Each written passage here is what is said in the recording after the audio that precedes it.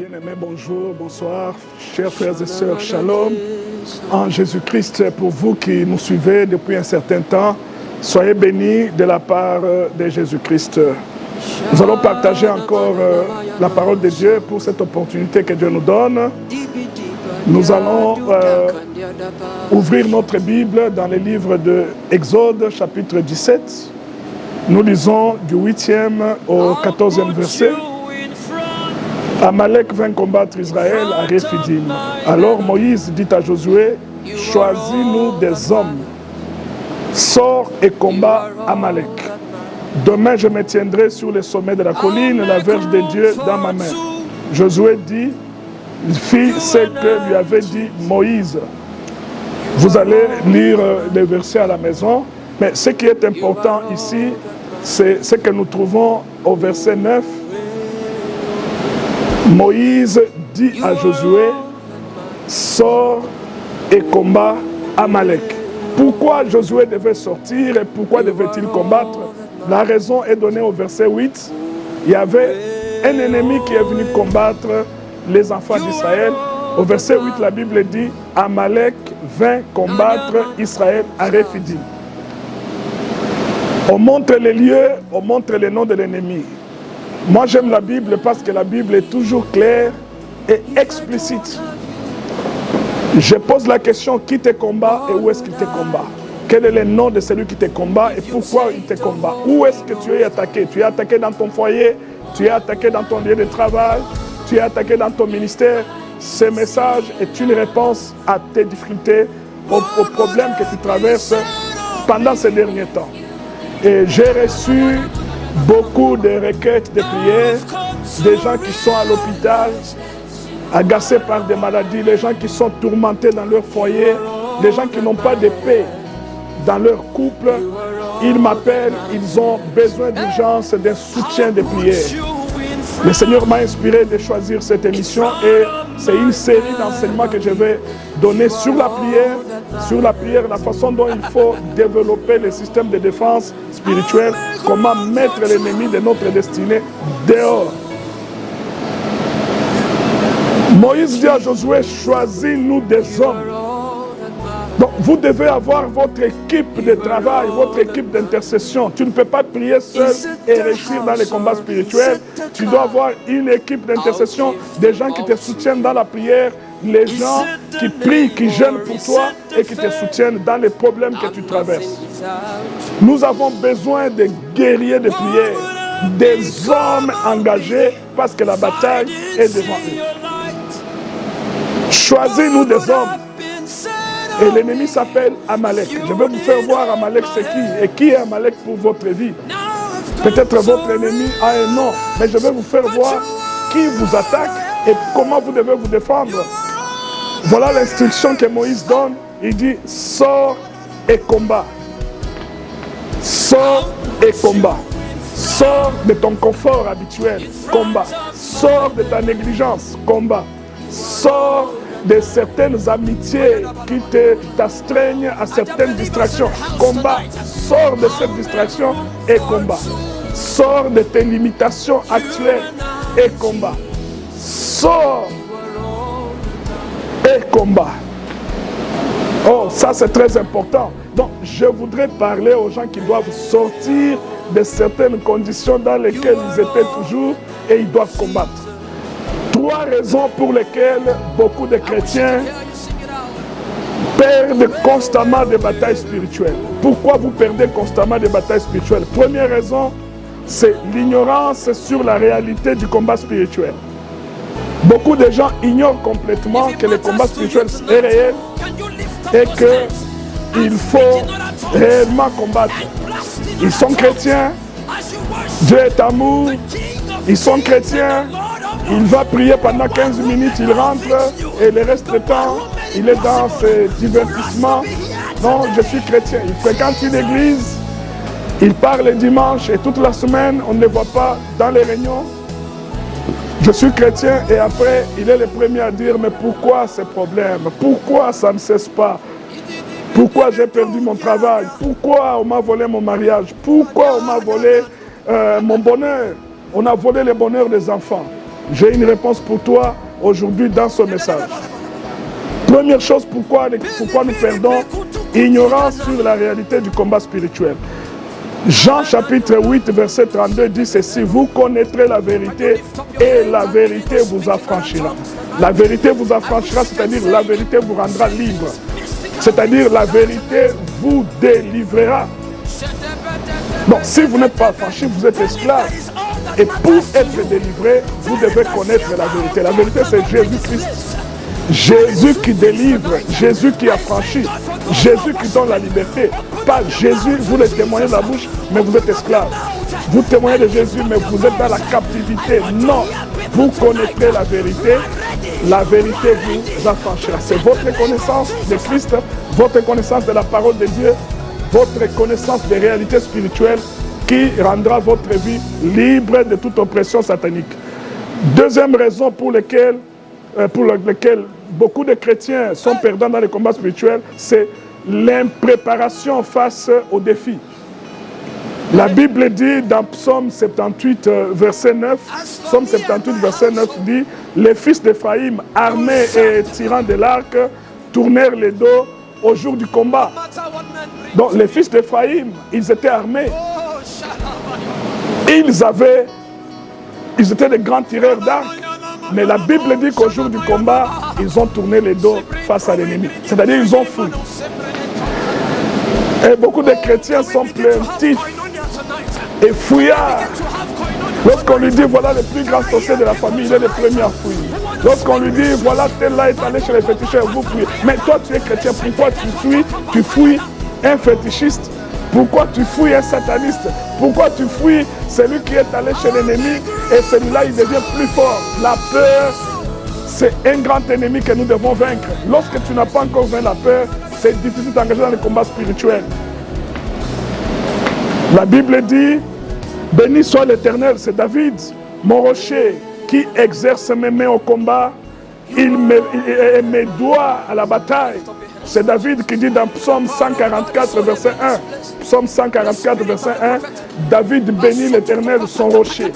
Donc l'Éternel était pour lui le rocher qui le délivre des combats. Et il le dit aussi dans Psaume 71, verset 3. Psaume 71, verset 3. Il dit: sois pour moi un rocher qui me serve d'asile, où je puisse toujours me retirer. Tu as résolu de me sauver, car tu es mon rocher et ma forteresse. Oh, donc c'est un rocher où tu te retires, un asile pour te sauver. Et David le dit dans Psaume 71, verset 3. Et il savait qui est son Dieu, il était préparé, il s'est préparé. Et quand il y avait des défis, il y avait des combats, David savait se défendre parce qu'il était un homme préparé. Troisième raison qui fait que les chrétiens sont perdants dans les batailles, c'est l'absence de discipline personnelle. L'absence de discipline personnelle, c'est une raison fondamentale qui fait que beaucoup de gens sont perdants dans les combats, dans les batailles spirituelles. 1 Pierre, chapitre 5, verset 8, la Bible dit: soyez sobres, veillez. Votre adversaire, le diable, rôde comme un lion rugissant, cherchant qui il dévorera. Donc la Bible nous demande deux choses. Nous devons être sobres, c'est-à-dire nous devons être modérés dans notre nourriture, dans notre façon de boire. Nous devons être modérés.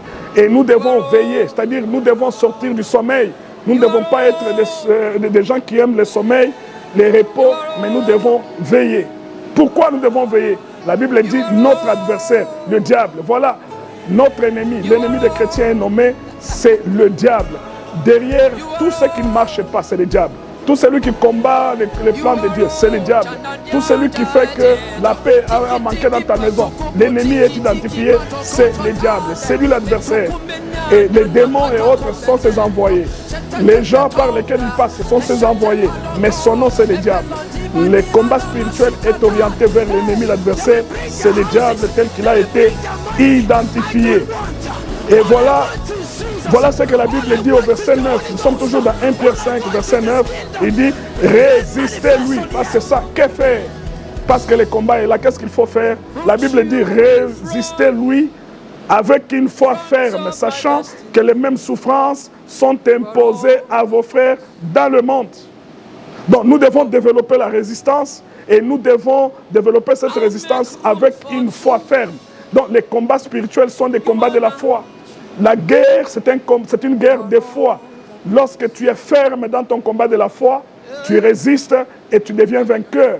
Et lorsque tu n'es pas ferme dans les combats, c'est-à-dire tu ne peux pas combattre le lundi et tous les restes des jours tu es ensommeillé, tu ne peux pas combattre le mardi et le reste Non, tu dois être ferme, c'est-à-dire garder le même rythme, la même cadence de prière jusqu'à la victoire totale.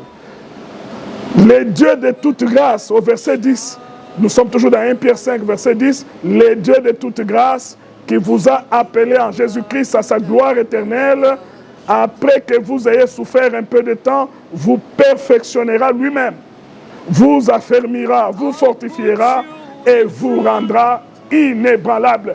Lorsque vous vous engagez dans un combat spirituel, qu'est-ce que vous allez gagner? Qu'est-ce que vous visez dans les combats spirituels? Vous visez la perfection. Donc, il faut que vous ayez la version améliorée de vous-même, que vous atteigniez la stature parfaite de Dieu, à l'image de Jésus-Christ. Vous devez être affermi, donc vous affermira. C'est-à-dire, vous devez grandir dans les choses spirituelles. Vous devez sortir des ABC et mûrir sur le plan spirituel, atteindre la maturité spirituelle. Vous fortifiera. Vous devez devenir fort. Lorsque vous faites des exercices, je suis avec un entraîneur qui m'entraîne. Il me dit, si tu fais 1 plus 1 égale combien? 1 égale 2. Si tu fais 1 plus 1 tous les jours, ça te donnera toujours 2, 2, 2. Tu ne vas pas te perfectionner. Il me soumet à des exercices exceptionnels. Son souci, c'est que je devienne corporellement très fort, endurant. C'est la même chose sur le plan spirituel. Tu dois développer ton endurance spirituelle. Les combats spirituels ne commencent pas aujourd'hui pour s'arrêter demain, mais c'est toute une vie de lutte, parce que l'ennemi, tant que tu auras toujours des ambitions, des visées devant toi, l'ennemi se lèvera toujours, il combattra toujours. Voilà pourquoi chaque jour, tu dois être préparé à combattre pour devenir non seulement fort, mais aussi inébranlable. C'est-à-dire que tu dois jeter des fondements solides qu'on ne peut plus ébranler, qu'on ne peut plus bouger. Nous voyons dans la Bible Paul, c'est un guerrier. Paul a fait de grandes choses. Il dit dans 2 Corinthiens chapitre 10, verset 4, il dit, car les armes avec lesquelles nous combattons ne sont pas charnelles, mais elles sont puissantes par la vertu de Dieu pour renverser des forteresses. Donc ces armes sont puissantes pour renverser des forteresses. Donc Amalek n'est pas un charnel. Amalek, c'est un géant spirituel. Nous avons des géants spirituels. C'est une forteresse qui s'élève devant nous. Regardez David contre Goliath. Goliath était géant par rapport à son physique, mais David était géant spirituellement. Voilà pourquoi les femmes d'Israël, inspirées, lorsque Goliath est tombé, elles ont chanté « Saül a tué ses 1000, David a tué ses 10 000 ». C'est-à-dire, Goliath qui venait de tomber avait une valeur, un poids spirituel de 10 000 personnes. Et David en valait plus. Quel est votre poids spirituel pour faire face aux combats qui sont là? Votre investissement spirituel est plus important que votre investissement charnel. Investissez plus dans votre esprit. Donc ce que vous investissez dans vos genoux, ça doit être supérieur à ce que vous investissez dans le ventre. Voilà, dans 2 Corinthiens 11, verset 27, l'apôtre Paul dit, j'ai été dans le travail et dans la peine, exposé à de nombreuses veilles, à la faim et à la soif, à des jeûnes multipliés, au froid et à la nudité. Donc comme une femme enceinte, vous devez enfanter des choses. Et ces choses, pour que ça vienne à l'existence, il y a un travail. Il dit, il était confronté à un travail. On m'a appelé par quelqu'un que j'aime bien. C'est un couple qui m'a beaucoup aidé dans un pays étranger. Chaque fois que j'allais là-bas, une fois, ils ont laissé même leur lit. L'homme et la femme ont demandé que je puisse dormir sur leur lit et devaient dormir au salon parce qu'ils n'avaient qu'une seule chambre. Ils m'ont reçu avec beaucoup. J'ai fait une semaine là-bas. Et le dernier jour, quand je devais prendre mon avion, la femme s'est approchée, elle s'est mise à genoux. Elle m'a dit, papa, elle a enlevé ses bijoux, elle a dit, vous allez donner ça à mamie. Je n'avais pas d'argent, elle a donné ses bijoux de grande valeur. Et la même femme m'appelle pour me dire que son mari, qui m'avait laissé son lit, est gravement malade, attaqué. Les médecins n'ont pas de solution. Elle a besoin que Dieu intervienne. Et Dieu m'a ouvert les yeux. J'ai compris le combat qu'il traversait. C'était une attaque spirituelle. Et nous avons prié. Nous avons jeûné. Hier, la sœur m'a appelé pour me dire, voilà, la réponse est là. Dieu nous a donné la victoire. Il y a toujours une victoire lorsqu'on se met en position de combat pour affronter l'ennemi et le vaincre. Le problème n'est pas d'affronter l'ennemi, mais d'avoir la victoire sur l'ennemi. Je voudrais prier avec quelqu'un. Je ne sais pas ce que tu traverses. Je ne sais pas ce que tu traverses. J'ai suivi l'histoire d'une sœur. Cette sœur, j'ai suivi ça sur Facebook hier et ça m'a fait mal. Cette sœur a fait beaucoup d'avortements. Et lorsqu'elle a conçu une seule fille, elle a trouvé qu'il n'y avait pas d'affinité, d'amour entre elle et la fille. Et la fille est allée l'accuser. Aujourd'hui, elle est dans le gardiennage. Et la sœur a des problèmes avec son mariage parce que ses parents aussi avaient les mêmes problèmes. Et ce sont les mêmes problèmes qui ont affecté la sœur et sa fille est sur la même voie. La Bible dit que la guerre entre Amalek et sera de génération en génération. Ça veut dire quoi? Ça veut dire que vous aurez des problèmes qui passent d'une génération à une autre. Tant que vous n'arrêtez pas les fils, ces problèmes vont demeurer. Mais c'est votre cas peut-être, vous avez ces problèmes-là. Vous avez du mal à vous tenir debout. Sortez et combattez. Avec moi pour vous soutenir, je vais prier avec vous et le Dieu que je prie vous donnera la victoire. Seigneur, merci. Merci pour la victoire que tu donnes à ton frère. Merci pour la victoire que tu nous accordes maintenant. Une victoire qu'aucun homme ne peut donner, une victoire incomparable. J'aimerais que tu t'avances avec moi. Je ne sais pas la position que tu vas prendre, mais je suis là pour te soutenir en prière, afin que ces moments soient différents des anciens moments. Sors et combat. Sors de ton lit, combat. Prends la position qu'il faut. S'il faut te mettre à genoux, mets-toi à genoux. Combat ce géant qui est devant toi. Renverse cette forteresse qui s'est levée devant toi. Renverse cet adversaire qui fait qu'on puisse te chasser du travail. Cet adversaire qui fait qu'on puisse te chasser du mariage. Cet adversaire qui fait que tes comptes bancaires sont vides. Sors et combat, afin que ta destinée change de tournure, que ça reprenne la couleur que Dieu avait préparée pour ça. J'aimerais que tu pries avec moi. Oh Seigneur, merci pour cette victoire. Merci parce que nous sommes champions avec toi. C'est un moment précieux. Esprit de maladie, d'éloge. Esprit de célibat, d'éloge. Des combats de ma famille, d'éloge. Des combats de ma profession, d'éloge. Les combats qui s'attaquent à mon ministère, d'éloge. Je suis en guerre maintenant. Moïse avait gardé ses mains levées à la montagne et quand les mains étaient levées, la victoire était dans les camps d'Israël. Nous avons besoin de Moïse qui monte sur la montagne et qui lève leurs mains et qui confesse la victoire du Dieu d'Israël. Dis le Dieu de Jésus-Christ, donne-moi la victoire dans ces combats. Je vais ouvrir les yeux et voir qu'Amalek est vaincu. Je vais ouvrir les yeux et voir que l'ennemi de ma carrière est vaincu. Je dois ouvrir les yeux et voir que l'ennemi de mon pays est vaincu. Le problème, ce n'est pas les armes physiques, mais ce sont les armes spirituelles qui nous donnent la victoire. Tu es armé maintenant, mais ne tourne pas les données. Fuis pas comme des fils de faillis. Mais j'aimerais que tu résistes. Lorsque tu résistes, la victoire est claire. Cette année 2022, c'est ton année de victoire. Je suis en train de voir quelqu'un entrer dans son champ de victoire, en train de chanter, en train de louer Dieu, parce que le temps de Dieu a sonné pour toi. Merci Seigneur. Merci Seigneur. Gloire à toi.